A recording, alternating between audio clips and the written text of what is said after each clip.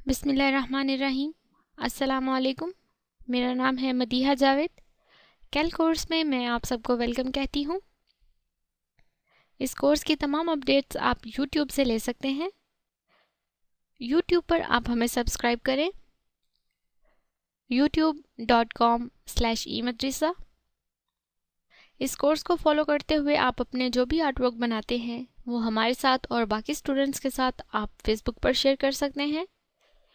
Facebook पर आप हमें ज्वाइन करें facebook.eMadrasa.com। प्रीवियस लेसन में हमने इंसर्ट मेन्यू को कवर किया था और आज के लेसन में हम मेन मेन्यू बार में से पेज ऑप्शन के तमाम मेन्यूज को कवर करेंगे। पेज मेन्यू में सबसे पहले हमारे पास फॉर्मेट का ऑप्शन है और फॉर्मेट में हमारे सामने लाइन स्पेसिंग का ऑप्शन है जिसकी हॉट की Ctrl+I है। इस पर क्लिक करते हैं। हमारे सामने लाइन स्पेसिंग का डायलॉग बॉक्स अपीयर हुआ है। सबसे पहले हमारे पास फ्रॉम पेज टू पेज का ऑप्शन है। इस वक्त हमारे इस डॉक्यूमेंट में सिर्फ एक ही पेज है तो हमारे पास यहाँ फ्रॉम पेज 1 टू पेज 1 आ रहा है। अगर आपके डॉक्यूमेंट में एक से ज़्यादा पेज हैं तो आपके पास उनकी यहाँ टोटल तादाद नज़र आएगी। उसके बाद हमारे पास टॉप मार्जिन और लाइन स्पेस है।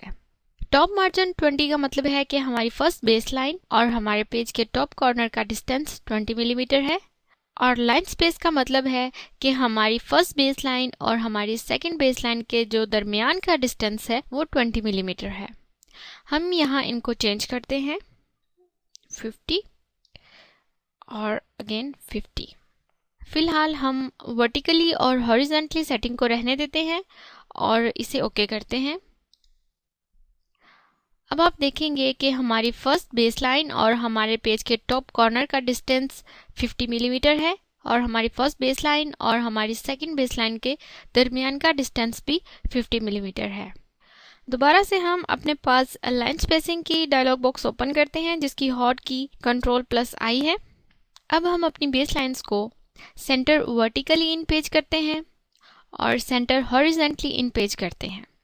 मैं इन दोनों ऑप्शंस को चेक करती हूँ और ओके करते हैं। अब आप देखेंगे कि हमारी दोनों बेस लाइन्स वर्टिकली और हॉरिजॉन्टली बिल्कुल पेज के सेंटर में हैं और इन दोनों बेस लाइन्स के दरमियान का डिस्टेंस 20 मिलीमीटर है। नेक्स्ट ऑप्शन से पहले हम अपने पेज को रिफ्रेश कर लेते हैं। उसके बाद हमारे पास सॉर्ट लाइन ऑर्डर का ऑप्शन है जिसकी हॉट की आपके पास F11 आ रही होगी। मैंने क्योंकि इसे कस्टमाइज किया है इसलिए मेरे पास शिफ्ट प्लस बैकस्पेस है। सॉर्ट लाइन ऑर्डर्स मीन्स हम अपनी लाइंस को एक ऑर्डर में रख सकते हैं। इस प्रोग्राम में काम करते हुए हमें अपनी लाइंस को तरतीब से रखने की ज़रूरत नहीं होती। हम अपने टेक्स्ट को ज़्यादा मूव करते हैं।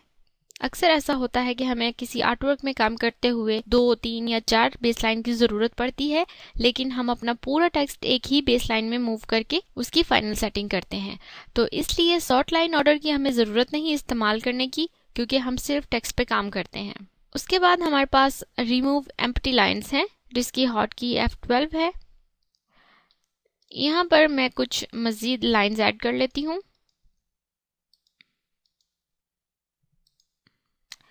और इसमें से हम अपने टेक्स्ट को रिमूव कर देते हैं।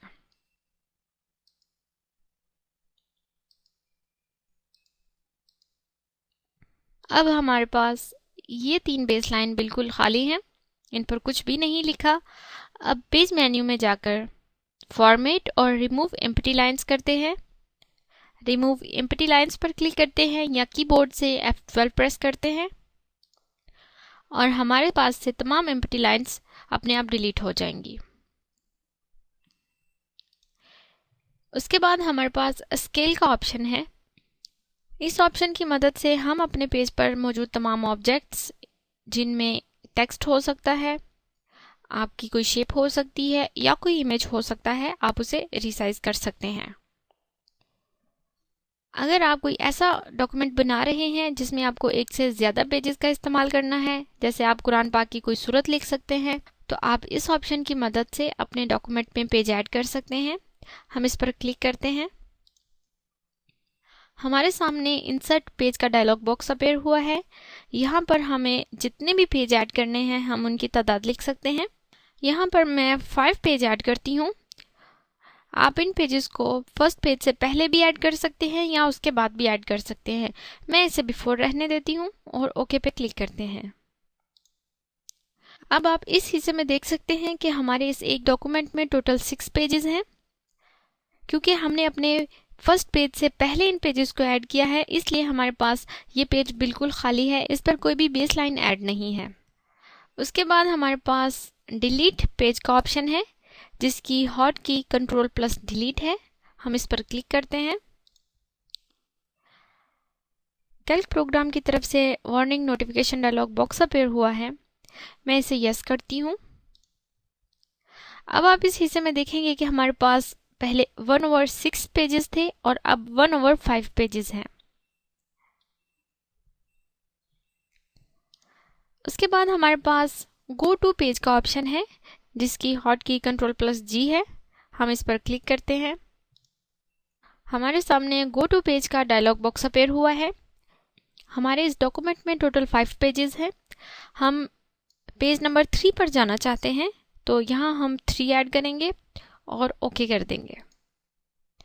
अब आप इस हिस्से में देखेंगे कि हमारे पास पहले 1/5 था और अब हम क्योंकि थर्ड पेज पे हैं तो हमें 3/5 नजर आ रहा है। उसके बाद हमारे पास प्रॉपर्टीज का ऑप्शन है, इस पर क्लिक करते हैं। हमारे सामने पेज प्रॉपर्टीज की विंडो अपीयर हुई है।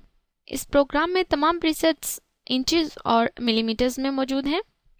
इस हिस्से में हमारे पास बहुत ही ज़्यादा रेंज में पेज प्रीसेट्स मौजूद हैं, जिन्हें हम अपनी ज़रूरत के मुताबिक यहाँ से सिलेक्ट कर सकते हैं। मैं यहाँ से लीगल सिलेक्ट करती हूँ। विड्थ हमारे पास 215.9 और हाइट हमारे पास 355.6 मिलीमीटर्स में है। उसके बाद हमारे पास 2 ऑप्शन है अपने पेज को देखने के लिए, पोर्ट्रेट और लैंडस्केप। इस थंबनेल पे क्लिक करते हैं, हमारे पेज का लैंडस्केप व्यू आएगा। यहाँ से हम अपने पेज का कलर चेंज कर सकते हैं। हम यहाँ से ये कलर लेते हैं और ओके करते हैं। उसके बाद हम अपने पेज में कोई इमेज ऐड करते हैं। मैं यहाँ से ई मदरसा का लोगो लेती हूँ।